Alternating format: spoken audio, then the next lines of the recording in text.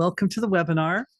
We're going to start this webinar with a brief overview of what is energy healing, followed by 3 minutes of silence, followed by a prayer of gratitude, followed by a recap of yesterday's session, because these two sessions kind of go hand in hand. So we try to keep them connected as much as possible. And then finally dive into today's session. We've got questions and all kinds of stuff coming up. So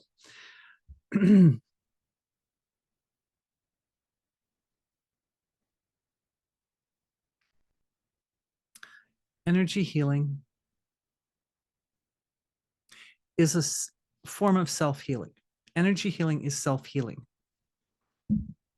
That means that the person whose body feels unwell, focuses their attention in a way that helps their body feel better. And that's a completely natural thing, because normally when we feel unwell, we have pain. And what does pain do? It draws attention. So attention or awareness goes to the area where the discomfort is.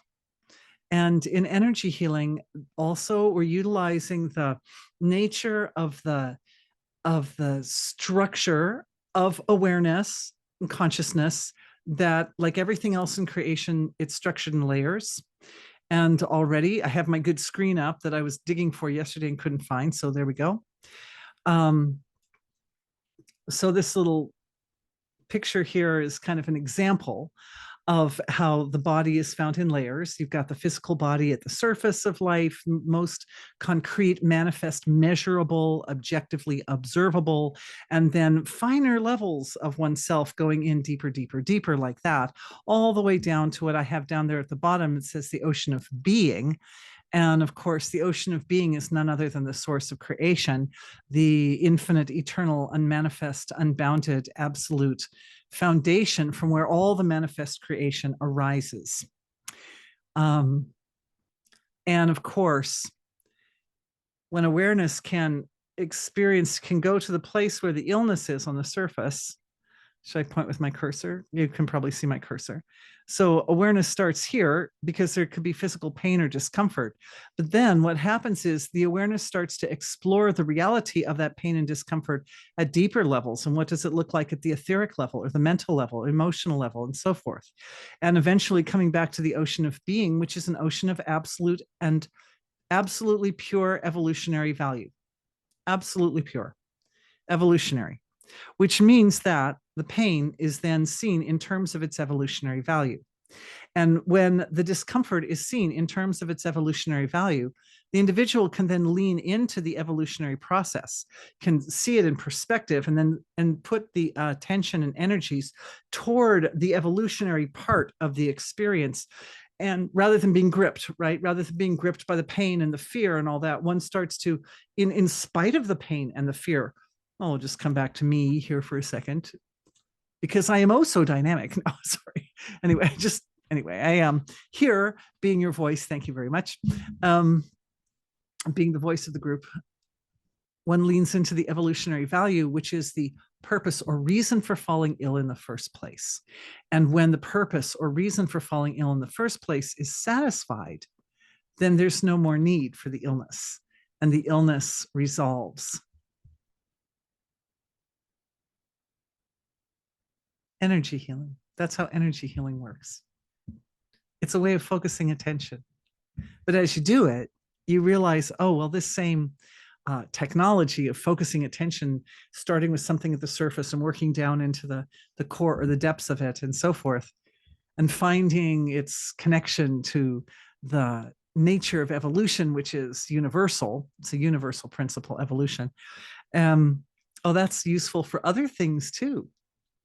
And oh, when my awareness goes down deep, then I start getting used to what my world or what my being looks like down deep inside. And then I find, oh, well, there are other things I can do down there too, because those deeper levels of my own consciousness are more powerful levels of my consciousness. And as my awareness gets really familiar and at ease with diving in deep, then it's possible to access resources that were not available on the surface of creation, and use those inner resources to enhance and support and bolster up the experience at the surface. That's what energy healing is. It really gives rise to a kind of long-term shift in the way that one functions and uses one's awareness, and ultimately gives rise to greater and greater alignment with divine intent. That ocean of being, that source of creation is behind it all. And so more and more alignment is made with the intentions of the creator. And that's a good thing. That's a good thing. That makes life easier. It makes it more blissful. It makes it more graceful, more comfortable, more successful, more productive, all those good things, more fulfilling. All right, so we're healing our bodies. And in the process of healing the bodies, we also heal the life. Thank you for being with me for this adventure, because it's really something. Okay, so the next thing we're going to do is take 3 minutes to become very quiet. We're going to just have 3 minutes of silence right here at the beginning. That gives everybody a chance to just experience, just to do some going in, closing the eyes, letting the awareness just gently go inward in whatever way suits you best. And you don't have to worry about the time, because I'll keep track of that. I'm just going to put myself on mute. Then I'm going to open my clock, and then I'll let you know when 3 minutes is up. And then when 3 minutes is finished, definitely take a few minutes or a few moments to gently come out of the silence. You bring more of the silence with you when you do that. Okay, let's close our eyes.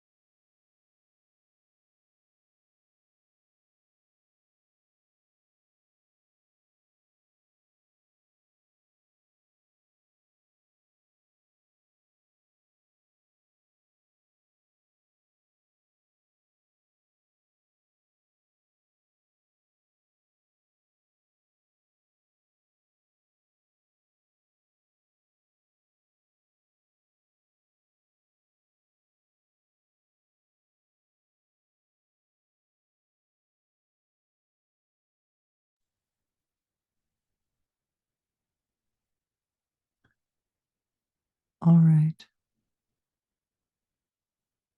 Let's take a few moments before slowly opening the eyes.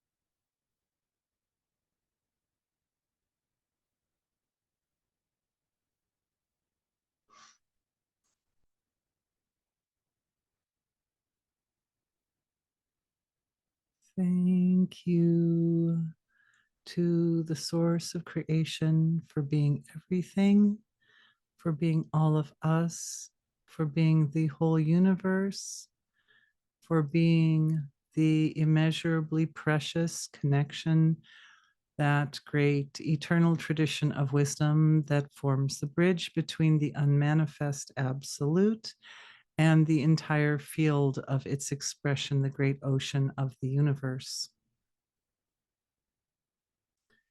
Thank you to everyone here for giving me the opportunity to be the voice of our group, for our webinar hour together. May we use our hour in the most meaningful and valuable and efficient and powerful and life-supporting way. Thank you for everything.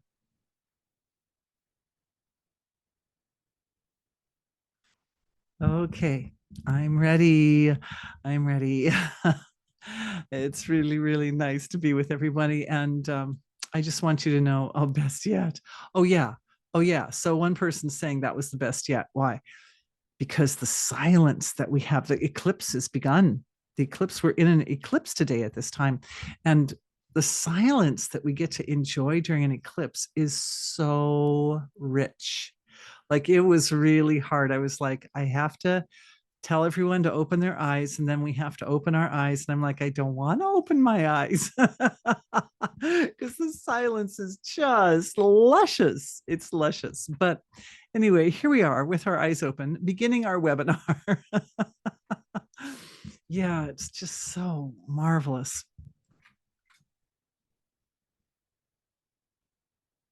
The silence during the eclipse, because it's like the sun and the moon are also transcending with us.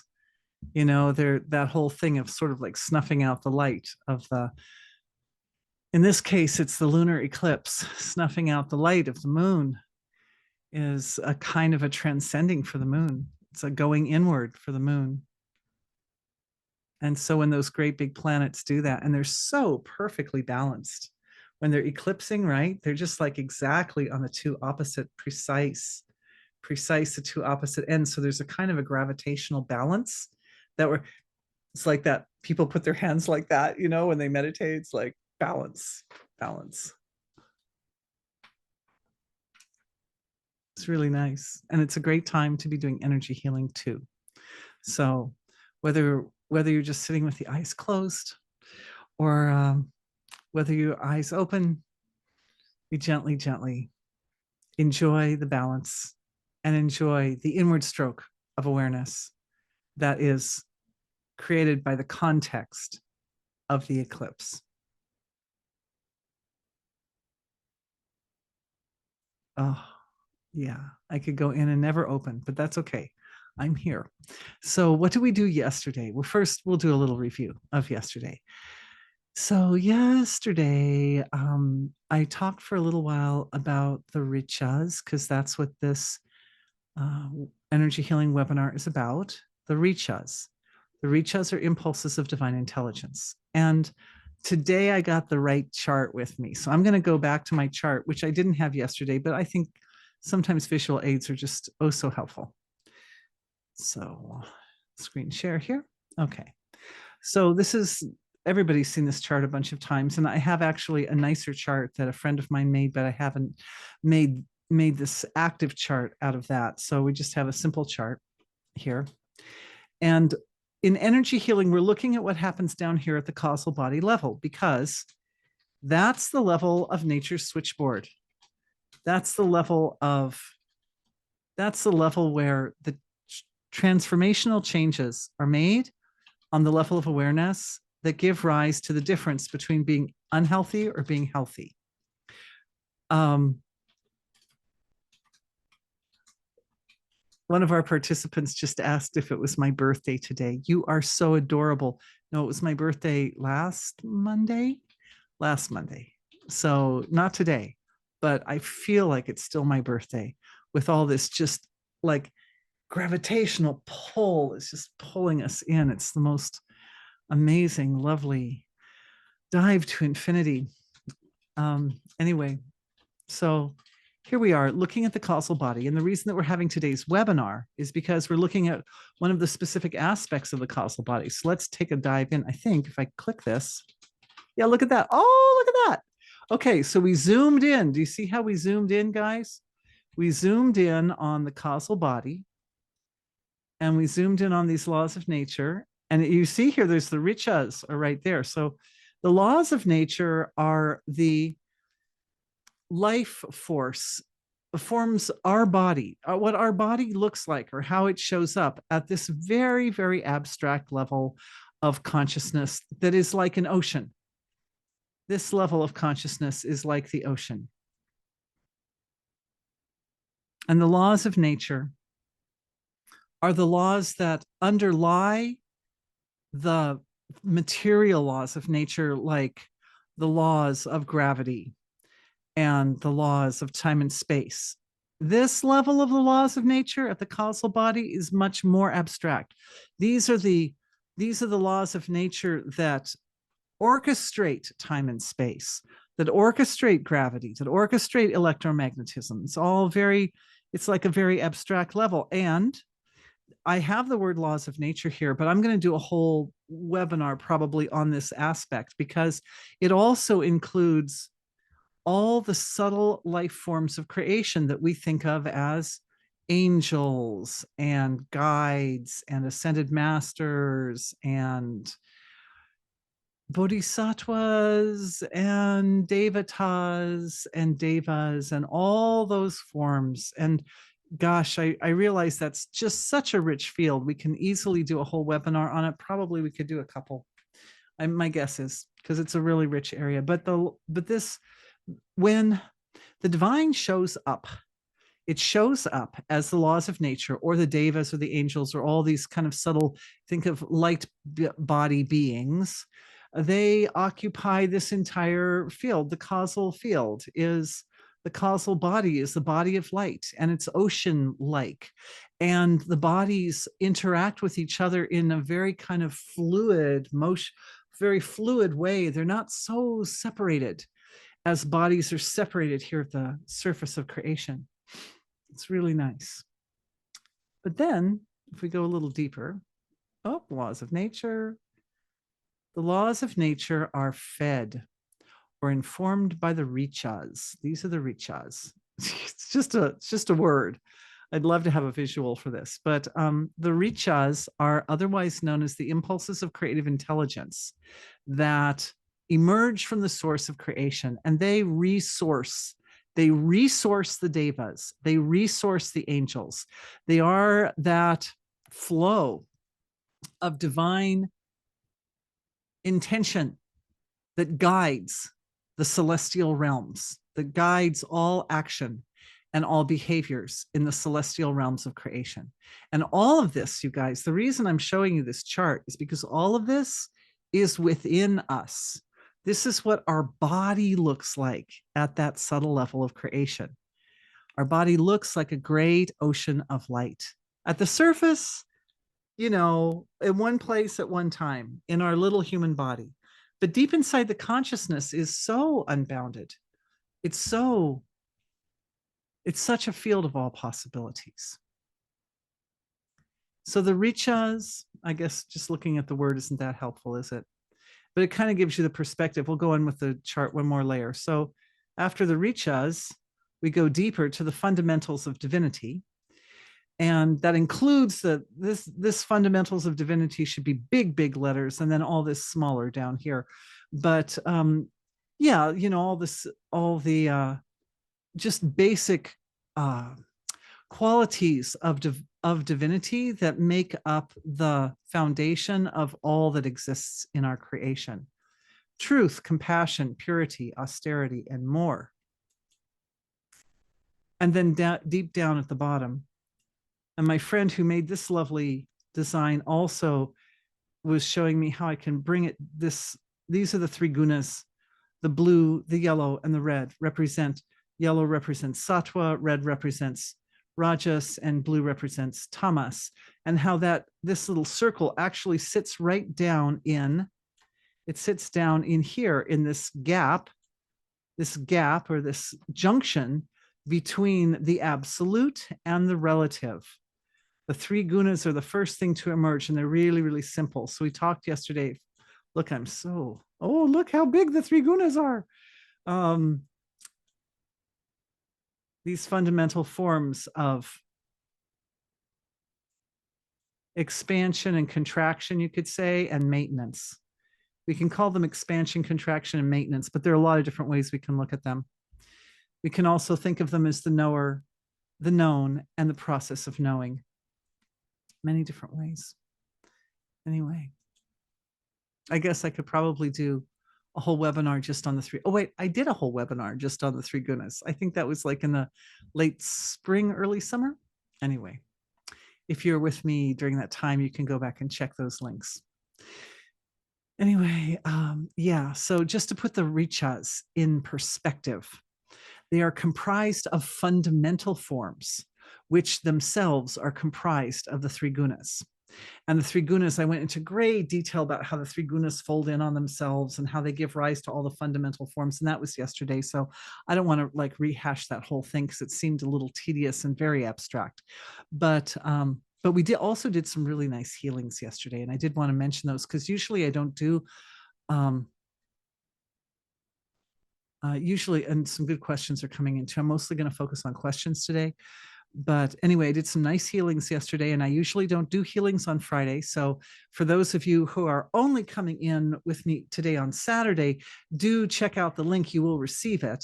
And there's some lovely healings in there. One of them was to put the energy of the physiology to make it very, very efficient so that it follows a hierarchy of importance.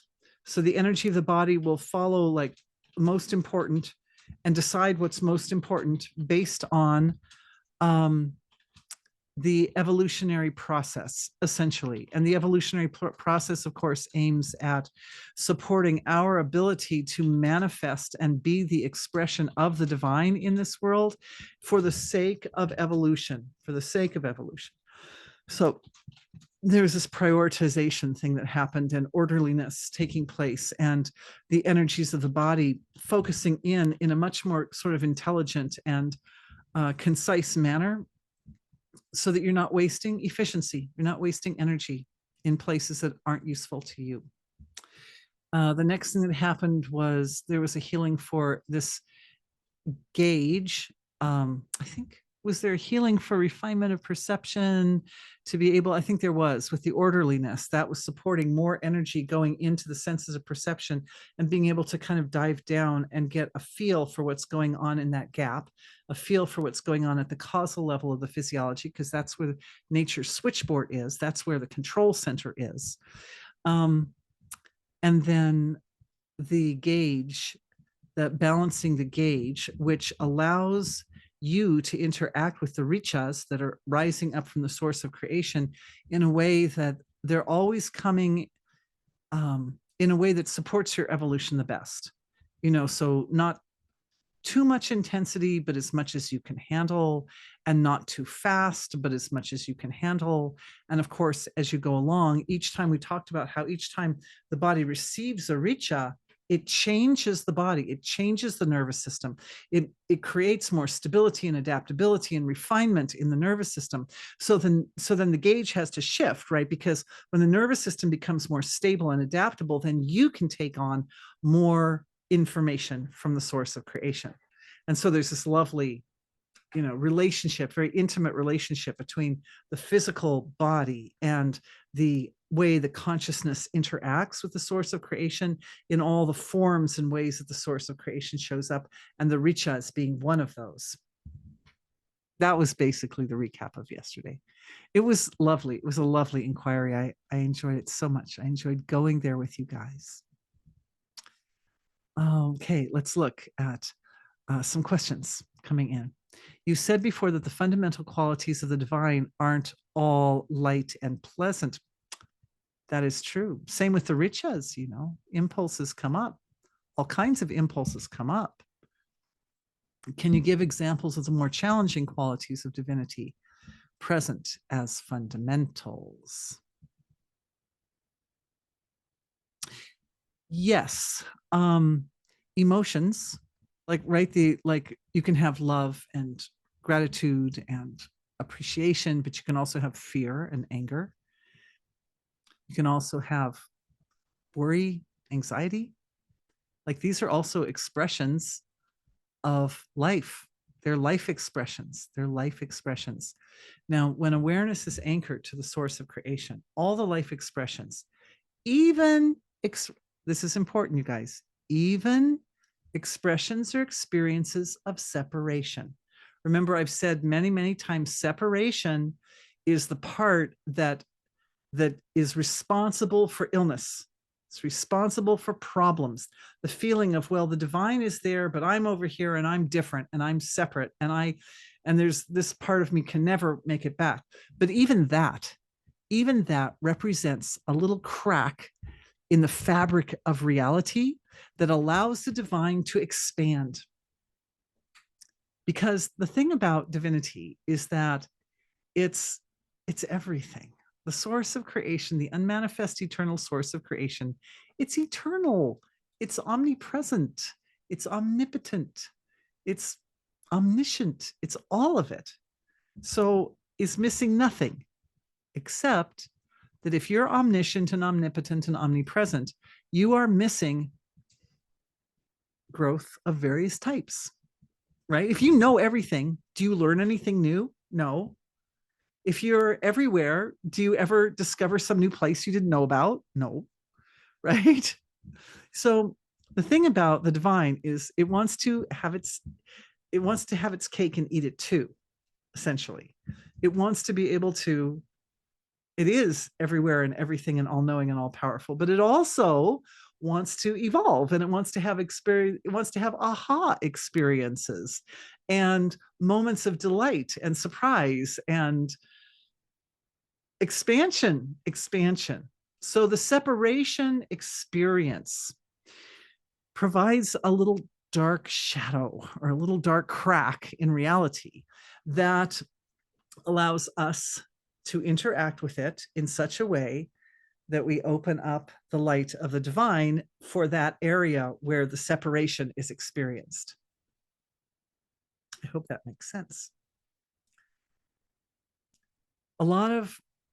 There's conditioning. I see it out in our group. There's conditioning that people have of themselves to feel guilty and insufficient and unacceptable and even disposable and worthless and helpless. And so when that feeling of separation arises,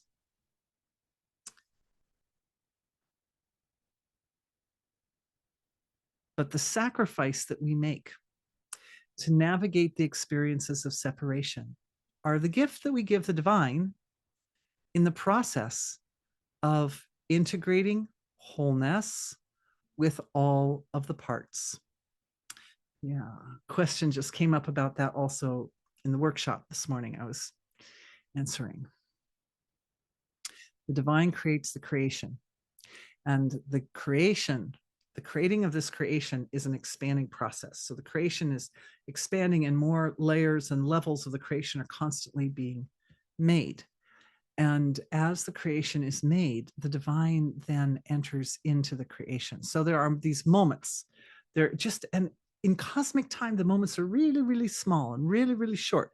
But in human time, the moments can sometimes feel really big because we're so little. We're the point of perception. We're the anchor point by which the divine knows its creation. So from our perspective, those little points where the creation has expanded, but the divine hasn't fully entered into it, those are points of separation.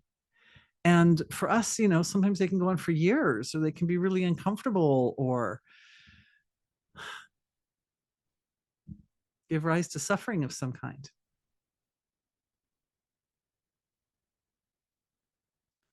But they are interacting with them, facing them, is the gift that we give the divine, because our ability to face those cracks brings awareness to the cracks. And our awareness is the divine. It is divine material. It is the stuff that the source of creation is made of. So when we are courageous enough to dig in and look at the cracks and see them for what they are, which is they are places that have the potential for divinity to shine through better than it was before.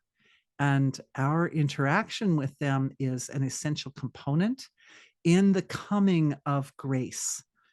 Our interaction, our awareness, the way we choose to handle, the way we choose to navigate those experiences is an essential player in the way that the divine being manages to penetrate into those cracks and areas of darkness and unfold the light in those cracks. And could be another definition of what energy healing is. Because when there's pain or suffering, it means there's a crack. There's something going on there that's identifying as separate from the totality, separate from the divine, separate from wholeness, separate from the source of creation.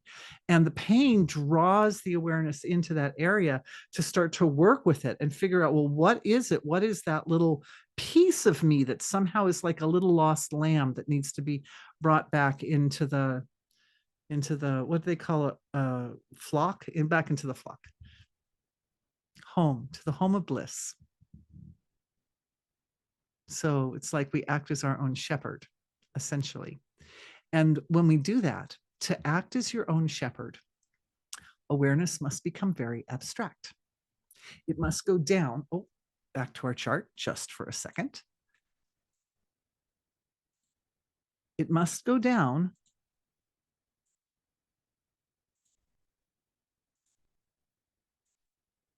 to the causal level of the physiology, where all the archetypal forms are found. All the great eternal light bodies that are responsible for the grace that flows in this creation. And those light bodies include archetypal forms such as the shepherd or Jesus. I mean, Jesus no longer in the body, but Jesus was a great master on earth. And Jesus is when they say Jesus is in your heart, this is what is, in my opinion, this is Dorothy's interpretation of what that Christian concept means, is that the life force of Jesus, that great master, that great, precious life of the divine on earth, still lives in all of us as part of us, deep, deep down at the level of consciousness, where consciousness is just rolling in its infinite potential. And when we heal, we do heal based on the grace and the compassion of those aspects of our own causal body that are capable of that level of infinite compassion.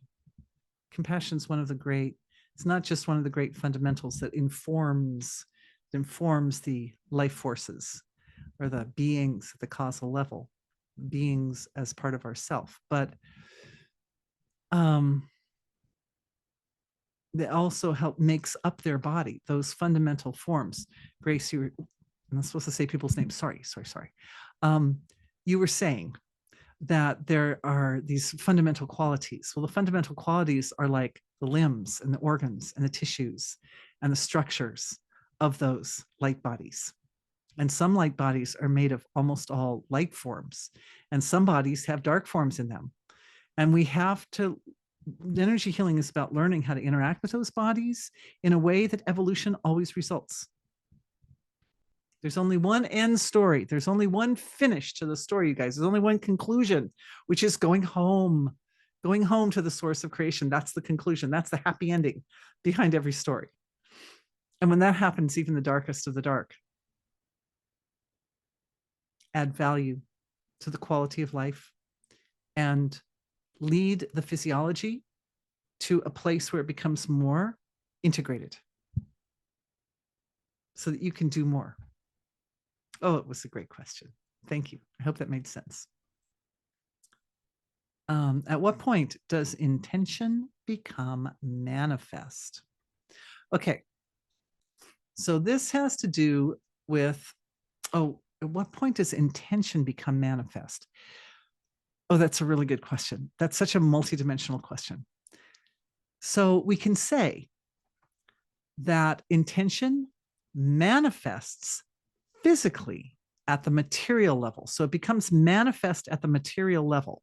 So we could say, well, intention starts way down in the gap, way down at the beginning in the junction between the unmanifest and the manifest. That's where intention begins. And at that level, it's divine intention.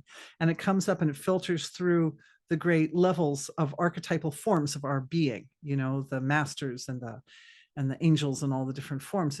So it becomes their intention, becomes our intention at an abstract level, at the level where our potential to manifest is quite unbounded, you could say. At the causal level, we have this tremendous access to our potential to manifest anything. There's a Vedic term for that, ritam bara pragyam. And I have to say one more thing before I come back to your question, which is I was thinking that the Vedic saying that goes with richas, and there are many Vedic sayings that reference richas, but the one that I was thinking of was jyoti mati pragyam, because Ritambara pragyam means to manifest anything from consciousness alone.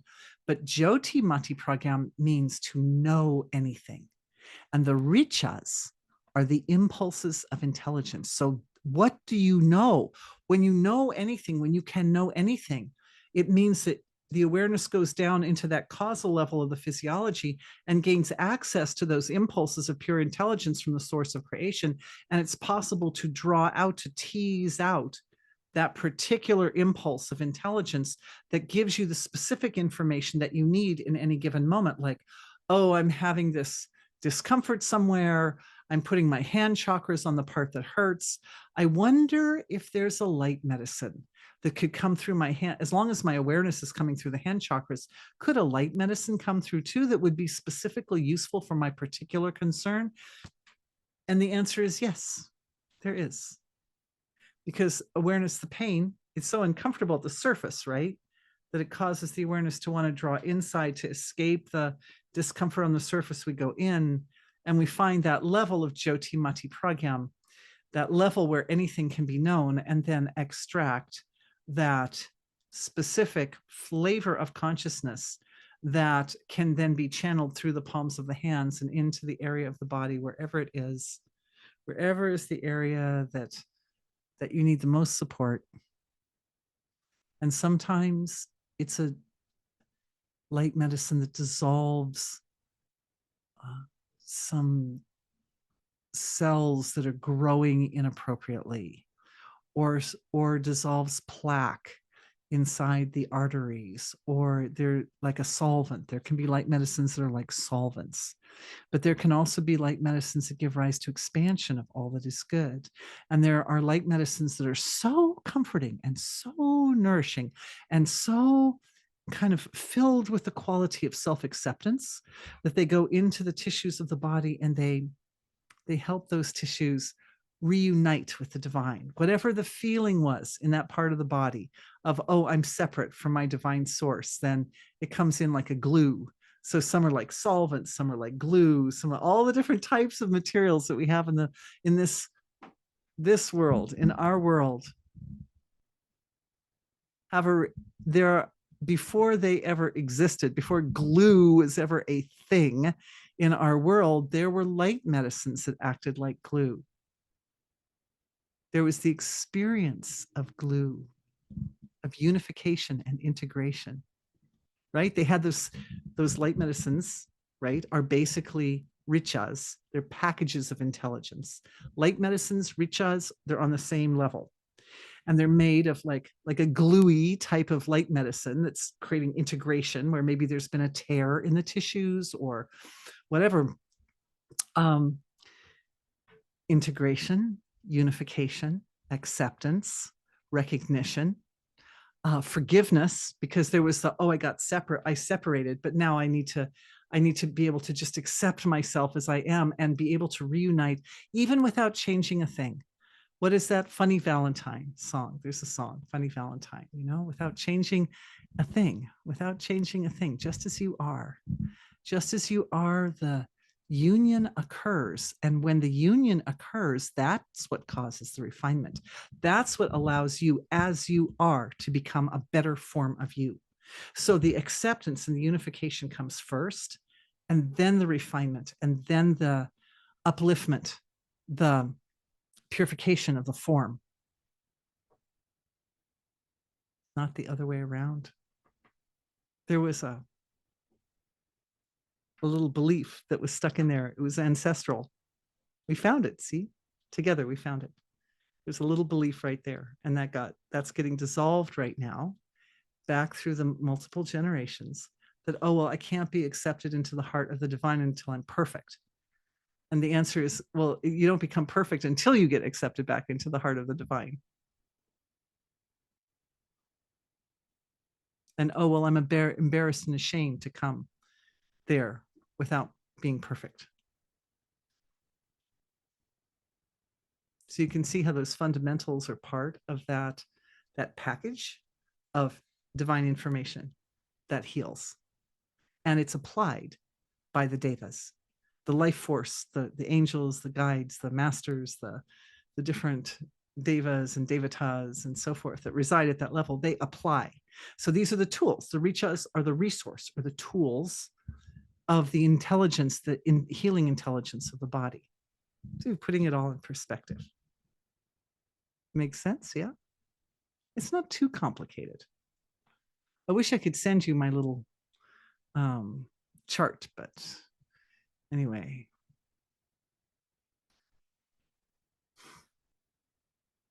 All right. At what point does intention become manifest? Well, the intention itself becomes manifest in the gap. It starts right up at the very beginning. Okay, let's look at that for a second. You've got the three gunas, and the intention within the three gunas is the intention of evolution. So the evolutionary intention is kind of like a foundational intention that's behind other intentions. Like there's an intention, I'd like to be born as a human being and grow up and do something good in this world. Okay, that's a nice intention. That's an intention for a lifetime, right? But before that is just the intention to evolve, like, right, as a very simple form. I have an intention. I would like to find a partner and make a family. Well, the intention behind that is the intention to evolve, plus the fundamentals of unification and love and stability and comfort and so forth. All intentions arise from the intention of the divine to want to evolve. So all the things that we find ourselves doing in this lifetime that sort of lead our lives forward and help us unfold our life story are all essentially the divine wanting to evolve as us. And for each individual, they kind of come up as like little specific ideas. I'm going to make a painting, or I'm going to write a book, or I'm going to take a walk, or whatever. I'm going to eat healthy food so that my nervous system has the resources it needs to grow and evolve in the very best possible way. I'm going to go to bed on time so I feel rested and and fresh, and I can meet my day well.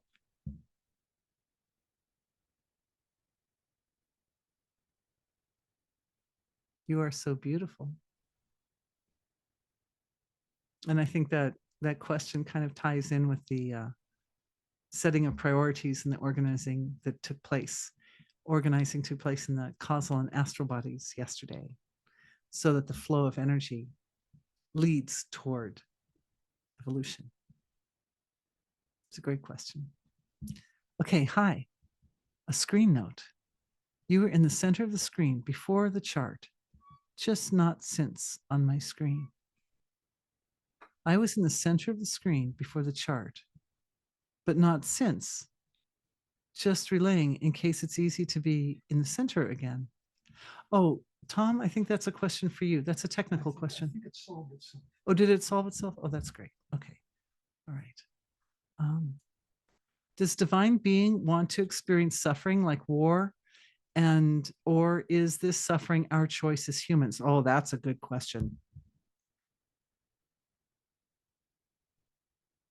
The divine fearlessly wants to go into the darkness. The divine is creating the creation, and it fearlessly wants to go everywhere. And it needs to go everywhere in order to eliminate the suffering. God does not want people to suffer. God does not want suffering. But the way we interact with the experience of separation can sometimes delay the integration of the divine. This is a really, really important question. So let's just dig into it a little bit.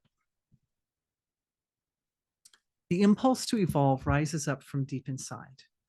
If we interact with that impulse to evolve early, if we catch it early, then anywhere there's a little feeling of, yes, but I'm separate, I'm not really one with the divine, we catch that early. And when you catch it early, like say you catch it down at the causal body level or the astral body level, you can interact with it down there with your awareness. And the whole physiology is extremely pliable at that level of creation. Like, okay, just as an example, let's get a concrete example going. Suppose you catch a feeling of being separate from the source of creation down at the causal body level. Well, what that's going to feel like is it's going to feel like bumping into something demonic. It's going to feel like bumping into something dark, like an entity. Always covered in like a crust, like a crusty outer dark shell like layer that will often trigger patterns of emotional response that can make you feel like you want to just recoil, and you don't have the resources to deal with it. It wouldn't feel separated if there wasn't a reason why it hadn't been dealt with previously. So when bumping into that energy, the principle is that it will always feel bigger than you if your awareness is seated, okay, at a higher, more concrete level. So if you're looking at that form from, say, an emotional or a mental level, it's going to, like for a mental level, for example, we've been reading all these books on Christian orthodoxy, and they say, oh, well, the devil shows up in people's minds as dark thoughts, as cruel thoughts or wrong thoughts or something like that. And so these are the way the legions of the devil show up, is, a thought of doing something that would be unkind or something. But from the mental level, you look at that and you think, well, there's some form down there that's somehow giving rise to this fountain of unpleasantness inside of me. But the energy healing suggests that what we do is we dive deeper. If I'm at the mental level and I'm picking up on something like, why am I having that negative thought? Why is that dark thought there? Then what I do is I dive underneath it. I look at it from the emotional level. Remember our chart? Do we need to go back to the chart? Go back to the chart just for a second here. Zoom out. Okay, so we're catching the darkness up here, but the darkness it originates down here. So if we go down to the emotional level and we feel like, oh yeah, there's some dark emotions there too, but I still don't feel like I've got a handle on this thing, and it feels like it's bigger than me, then we just keep diving down, because eventually you're going to come to the ocean of being. Nothing is bigger than the ocean of being. Nothing. The biggest, most vast, universal, dark, demonic forces in this creation are not bigger than the ocean of being. And as human beings, we own the whole thing. The whole field is ours. We go from the ocean of being all the way to the physical body. There is no part of this that is not ours. And so we dive down. You'll find there'll come a point where you'll dive down deep enough that you're deeper than that darkness. Whatever that feeling of separation is, wherever it's seated in the spectrum of manifestation, of the manifest form, there will become a point where you realize, oh, I'm deeper than it now. And when you are deeper, you are then witnessing it. You are bringing the light of the divine to bear upon it. Nothing in creation is more charming than the ocean of bliss, than the source of all that is. That's the most charming thing that there ever was, or there ever will be.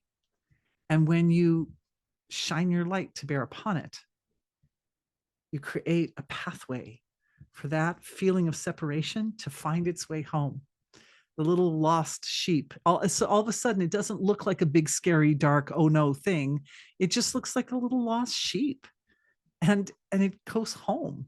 It gets taken back. It goes back to the embrace of absolute unconditional love and acceptance and wholeness. And no matter how dark or nasty it showed up, maybe there was some thought that was just an awful thought, but that's just an illusory little sign at the surface that was to grab your attention.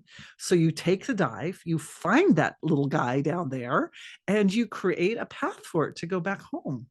And all you have to do is shine your light upon it, because once the light is shown upon it, there's no effort to get it to go back home. All things are spontaneously drawn back to the source of creation.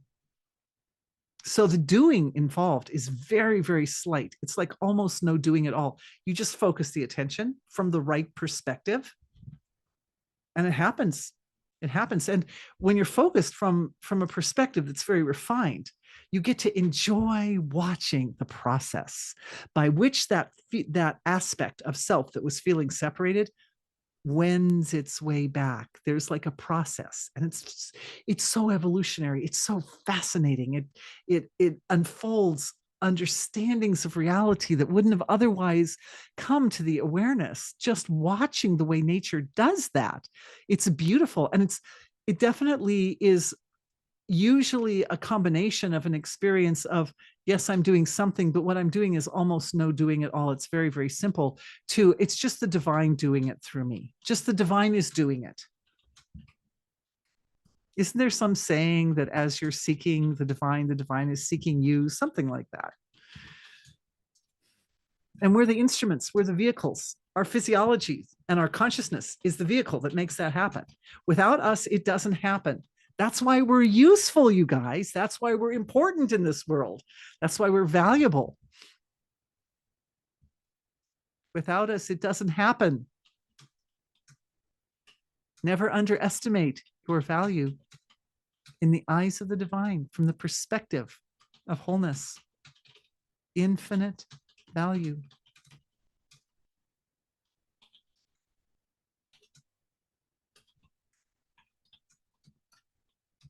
So it doesn't want to experience suffering, but it does experience, going back to her question, does the divine being want to experience suffering like war, or is this suffering our choice as humans? The experience of suffering comes down to where you have placed your awareness. Where's the seat of awareness? If there's some separation here, and you're having nasty thoughts up here, and you ignore it, or you try to pretend like it's not there, or you use some other means of dealing with it that doesn't completely eliminate it, then what happens is it gets worse and it gets worse and starts to find its way up to even more dense levels of expression. Pretty soon we're showing up as a physical material, or it's showing up as collective stress, and it bursts out as war. I mean, it's rough. And, these days when a war breaks out anywhere in the world, it's on all of us. There are stresses, there are imbalances that are being purified even now as the eclipse occurs. The eclipse is an extremely purifying event. And it's here to purify out those deep stresses. That's why it's here. I think I got lost in the crack. Oh, this is another person saying, you got lost in the crack. Oh, no. When you said that the divine is all knowing, omnipresent, all powerful. So why is there a crack? Did the divine make the crack on purpose to find itself again? Yes. Yes. Your answer was in your question. It did. Yes, it does. Because the divine is always pushing to the extreme limits of expression. So the expression is rises or we could say the universe, the manifest universe is rising out of the unmanifest ocean of being, right? Because the unmanifest ocean of being is the source of the universe. So it's creating all these first subtle forms and then more concrete forms and more concrete. We were looking in detail at those subtle forms, right? And that it pushes toward the surface, all these forms. But then there's this process by which the divine enters into the forms.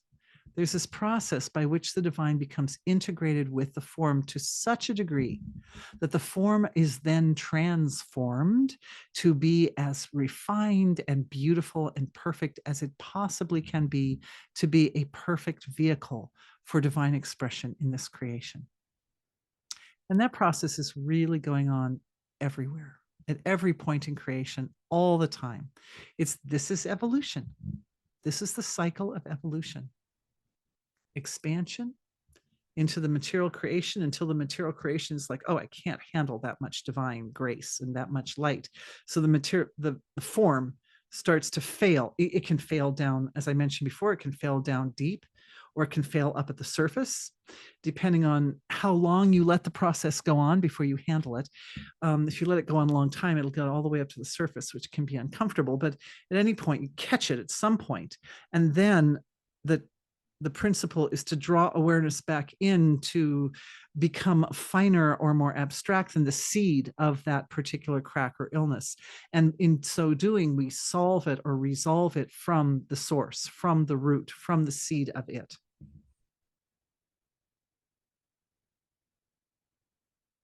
There's no shame in that, you know. There's no shame in that. This is the way the divine interacts with the creation. The shame is when we ignore it. Shame is when we pretend like it's not there, or we try to delude ourselves that it's not really a problem when it's really a problem. There's actually really a problem, but we're saying, oh, no, it's not a problem. And then things just go from bad to worse. So it's better just to say, yeah, there's something here, but it's not that it's a problem that reflects on me as a bad person, if that makes sense. It doesn't mean because I'm defining or identifying a problem doesn't mean I'm a bad person. It just means that there's something that really needs my attention, and it needs my attention to go deep. And then when you do that, that's the technology for resolving it. Even as a collective, I can feel us. I can feel us even now as a world collective working on the issues of the wars that are bubbling up in our collective consciousness. We are doing it. Can we please do a healing? So we are completely irresistible to the riches. And then there's this little heart. Good question. Good question. Let's do that. Let's do that. And we did this yesterday. We did a couple of healings that sort of aimed at this in yesterday's session. But this is for one of our precious Europeans who was not with us yesterday. So you can go back and get some more foundational work from yesterday's session. But let's see if we can go somewhere else today with this same concept based on the work that we did yesterday.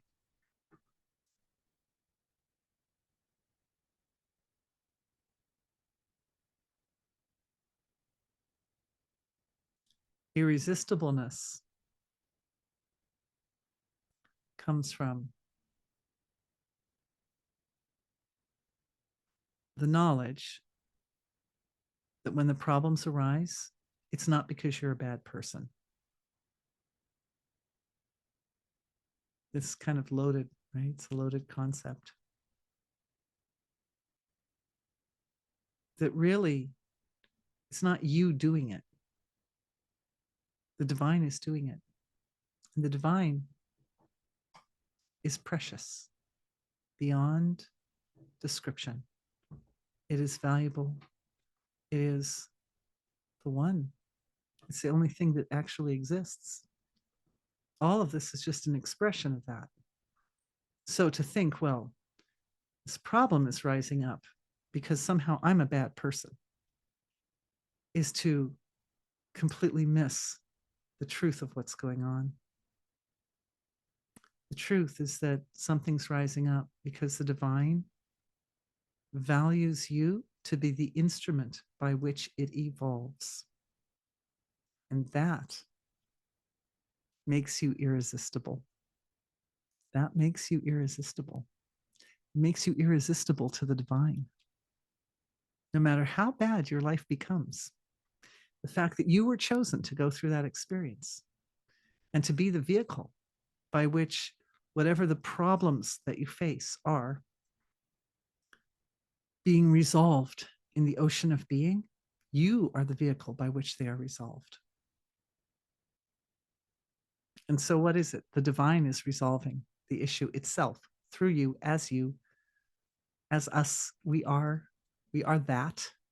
We are that divine. We are that part of the mechanism of the universe that does that, that takes the cracks, that takes the problems, that takes the issues and finds a resolution deep, deep in the heart. Yesterday, there was this rant that I went on about how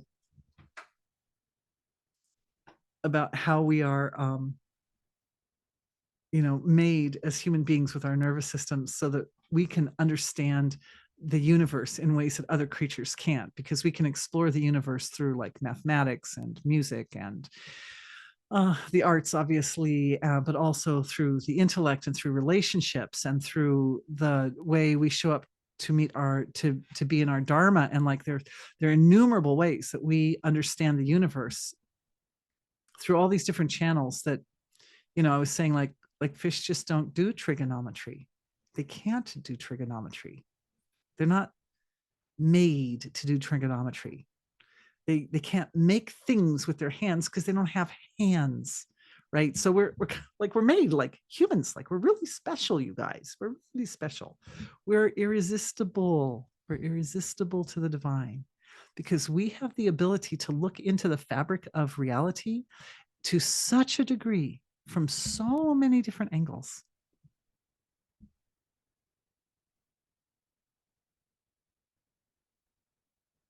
That the real cracks can really get mended. The real cracks get mended by the way we interact with them.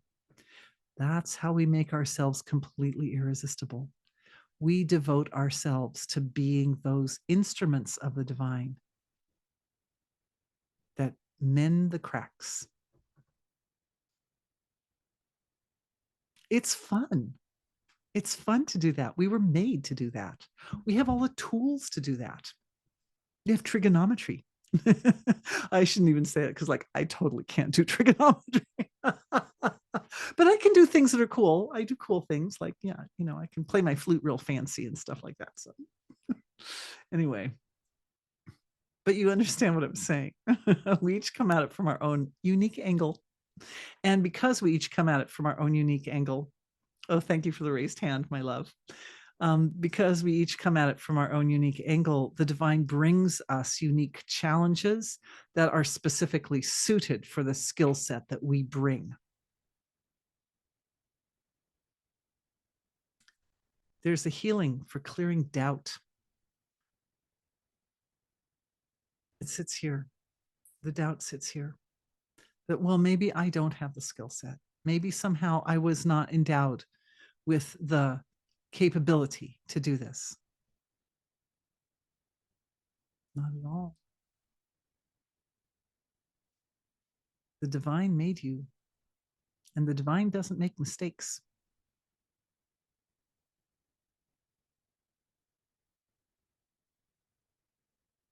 And if you face a challenge that feels like it's too hard to deal with,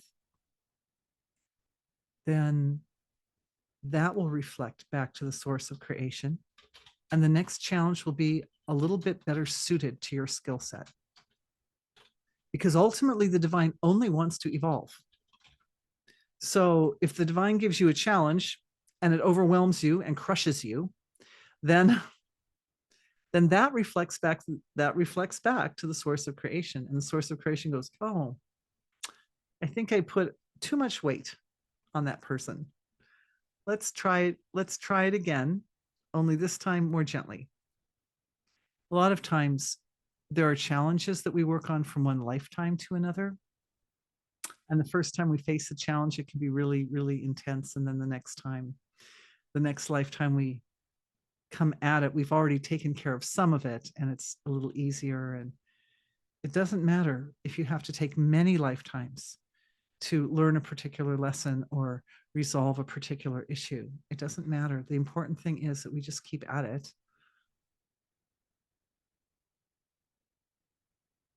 Keep offering gratitude back.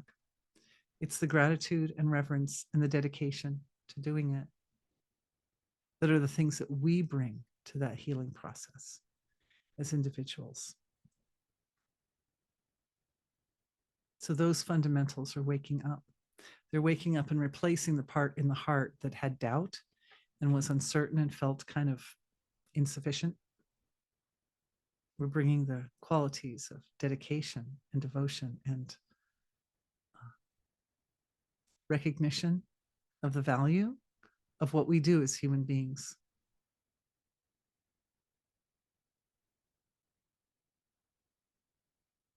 I just feel the moon so much. You guys, I'm doing this webinar and I'm just like, there's part of me that's like, I just want to like be really silent.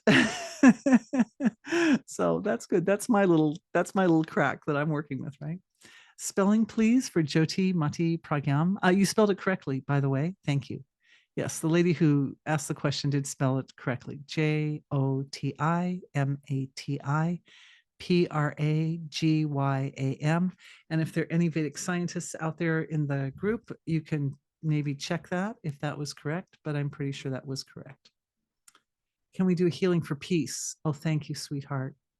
Thank you. This is one of my sweethearts from France. Thank you. Thank you.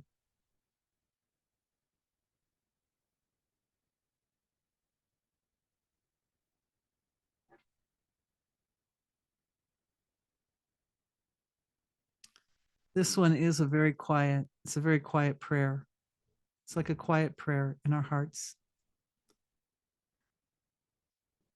This healing for peace. I'll unpack it as it goes along. Awareness goes deep, deep, deep down, because the separation that's responsible for the bubbling up of national and international conflicts is seated very, very deep in the field of consciousness, far beyond the individual level, but down at the collective level. So down in that causal body, like deep into that causal body. It's a really big one. It's a big one. It's seated as a structure in the causal body that I'm taking a read on it. I'm getting underneath it. So I'm looking at it more as a little lost lamb, even though it's clearly, obviously big as well.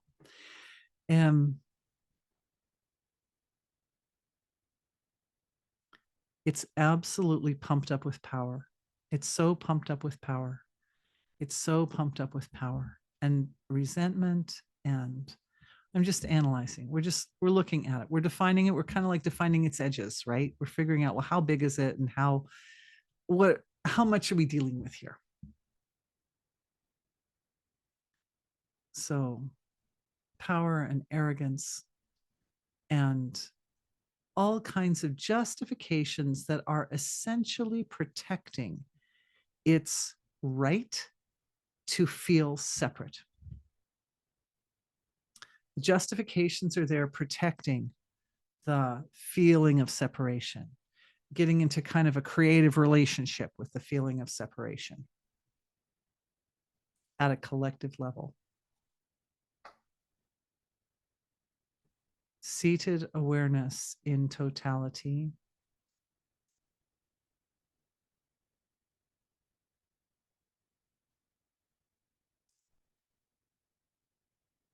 that separation that's being so carefully protected is being like quarantined or separated from the collective field. We're shining our light on it. It's a fighter, that one, fighting for its right to remain separate, justifying any type of wrong behavior based on the self-definition of being anything but the source of creation. Because the source of creation is just all goodness and all life supporting and all sweet and all nurturing and comforting and blissful and evolutionary. So it's everything but that. That means is that it's not evolutionary. It's not evolving. And this form is saying, no, I'm evolving. I'm experiencing kind of like a false sense of evolution. It feels like it's this lust for power thing is like, well, I can gain power. I'm just saying what I'm hearing, like I'm in dialogue, like we're in dialogue with this big international dark energy. It says, I gain power through my state of being separate. Because I'm separate, I gain power through that experience. And the power that I have is fast and it's immediate and it's really intense and it's very kind of sucking. It's like I suck a lot, it sucks a lot of energy out of the collective, and it doesn't really, what the form is getting individually feels like a lot to it, but the amount of cost, the cost for that power is really, really, really, really, really high. And so a lot more energy is lost than is actually gained, which is the difference between power attained through dark means versus power attained through the light, right? When we attain power through the light, the attainment of power creates more energy. When you attain power through darkness, you destroy energy, you destroy life force. And what that means is that it's like a person who's got their ladder leaning against the branch of a tree, and they're cutting the tree branch, but as soon as they cut that branch, the branch is going to fall and the ladder is going to fall and they're going to fall too. It's like that. It's like their means of gaining power is actually destroying the sources of their power as they're doing it. It's a very, very temporary situation. It's very, very, very temporary. So now, of course, in cosmic terms, it's very temporary. In human terms, depending on how people handle it, right? It could be temporary or it could take a long time. So what we want in order to create peace as a healing for the peace is we want the collective, all the individuals that are interacting, especially those that are interacting directly with this energy, for their awareness to become very, very abstract and subtle. So they see the failure in their ways, first of all, that they're gaining power based on a process that actually is ultimately going to destroy them. But also catching that sense of separation early at a collective level. It has to be caught at a collective level early so that it is escorted home. We can do that. We are that collective. You and I, all of us here, we are that collective who catches that darkness early, sees it more like a little lost lamb, and creating the pathway for it to return from the subtle levels of creation. As that happens, I see something like a scritching kind of an energy as it's sort of contracting out of the relative field of expression, because a lot of people's karma is tied up with that. For some people, the lack of peace provides an opportunity for them to pay karmic debts, or to be, you could say, directed back into alignment with their evolutionary path in a very dynamic way, sudden and maybe uncomfortable way. And for some people, they chose that. That was part of their life path, and they needed it and they wanted it and they wanted to do it that way. And I'm just asking, being, if these people don't pay off their karmic debt and become realigned with natural law through uncomfortable means of war or lack of peace, are there other means by which they can resolve that particular issue that doesn't actually involve the horribleness of war, the great destruction of war? And the answer is absolutely. But in some cases, it's not as fast. And for a lot of people, they want answers now, and they want the solution now, and they don't want to wait around. And they'd rather go through the pain now to get their answers than to take a slower, more royal path through their karma.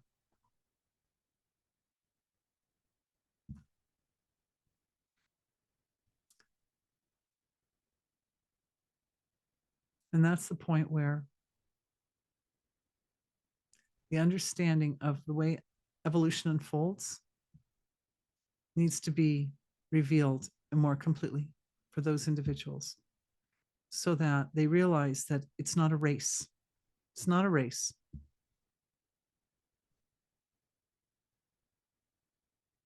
It is a path of grace, not a race.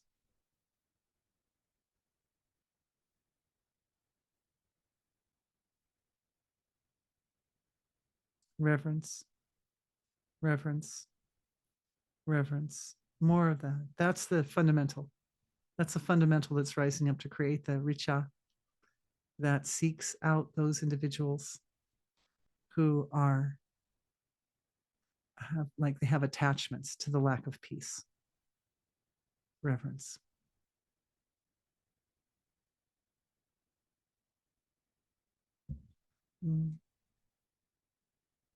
It's flowing. It's flowing. It's good. We let it go back to the source. The whole healing, the whole process we just went through, offered back to the source of creation. Blessing. How do the richas interact with karma? Oh my goodness. Oh, that's really okay. That's a really good question. In fact, that's such a good question that when I was getting downloads for this webinar, it occurred to me that that is so complex that I need to do a whole webinar on it. So I'm going to do a whole webinar on that one. If you look at my website, that's going to be, is it the December webinar, Tom? The one on karma? Yeah. Yeah. I'm doing a whole webinar on that. So I think I'm going to wait on that one. I know I was just saying about people having to wait. I'm sorry. I mean, it's such a good question. It's such a deep question, though. Like, we can really dig into that question, karma. Also, there was one that came up last night. I remember, how can partnering with the richas help us address stagnation in the body? I wanted to be sure I got to that question because I just read it out last night, but then I didn't get to answer it. The richas are the resources that help the intelligence of the body promote evolution. So stagnation is a place where the evolution isn't happening. And again, stagnation is often sort of at its foundation. There'll be some element of separated from the source of creation, because the whole principle of the source of creation is evolution. So, so again, in that area, and I think we've kind of looked at this from different angles now, come to think of it, in today's session. But, the principle is that there's a seed behind that area where the energies are blocked or stagnating. And the principle is we bring the awareness down under to a deeper level than where that seed is. And I'm just looking. To me, it looks emotional. To me, it looks, for the lady who asked the question, it looks emotional, that there's some stagnation at an emotional level. So what we do is we bring our awareness down to the level deeper than the emotional. If you remember the chart, I won't go back there now. The astral level is deeper than the emotional level. And the astral level is where we connect in with past lives and ancestors and the rest of the creation, the rest of the universe.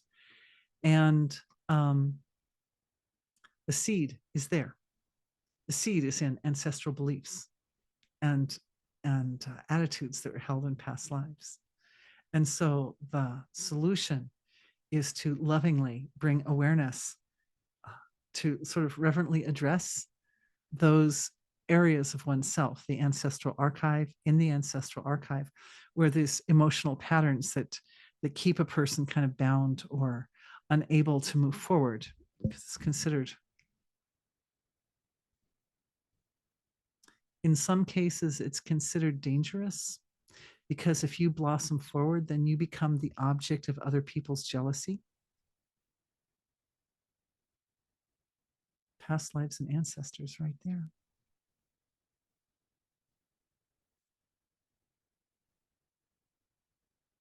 I just feel such immense compassion. I think it's the, eclipse, the immenseness of the compassion as your awareness goes back and sort of embraces those moments or times when that belief took hold, where it seeded itself, and support the flow of pure knowledge that the unfolding of one's potential is blessed.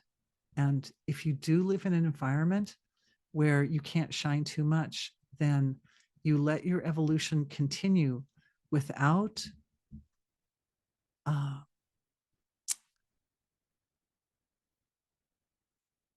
without making a big show of it, right? In a sort of discreet, with discretion. You let the beauty and the potential unfold within you discreetly. We're not in a rush. We're not in a rush to be the best of the best or the first in line or whatever. No rush. No rush. Guys, I'm out of time. I'm sorry. I didn't get to all the answers. Irresistible means we are the most efficient means of divine expression. Yes. And Jyoti, as in Jyotish, yes. Jyoti means light. So Jyoti Mati Pragya means accessing the light. And Jyotish is the study of light.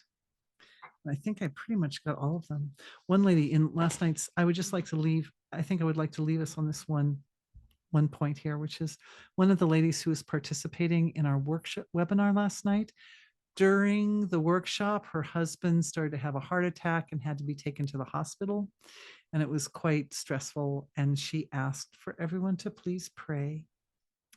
And so I will just leave us all with, even though that seems like, oh, that's a rough little spot to end on. But you know what? This is how it's done. This is how energy healing is done. We've talked a lot about it today, but now is a chance to actually witness whatever that suffering is in the heart, not feeling not good enough and incomplete and insufficient, and allowing those feelings and whatever's the seed of those feelings to find its way back to the source of creation. May we all just make a little prayer. We'll just take a moment and make a little prayer for this sweet lady and her wonderful husband, that he may navigate his way through this experience and come out stronger, with a more flexible and stable nervous system, and with a much deeper and more profound understanding of his true eternal nature, his true divine nature. Thank you, everyone, for making that little prayer with me for our sweet participant that was having a bit of a rough go in last night. I didn't get to her quit, so at the bottom of the list, so I didn't even see it last night. But anyway, it never hurts to make the prayer even now. And of course, our prayers, when they're made from that deep level of divine intention, go through space and time, and they can go back through time, and they can help him even last night and even in past lives, whatever was the source. May it be. Thank you, everyone, for being with me. It's been really lovely. Oh, you're so sweet. Oh, I love you. I love you. I love you. Yeah, so many dear hearts. All right. So have a great rest of the weekend, everybody. Enjoy the richness and the thickness of the silence that comes through this this eclipse. You know, if you can just sit and meditate, that's glorious. It's a glory. It's a glory. The silence is such a glory. And if you can't and you need to go about your day, then all blessings to you, and may things go very, very well for everyone. Thank you. See you again soon. Bye-bye.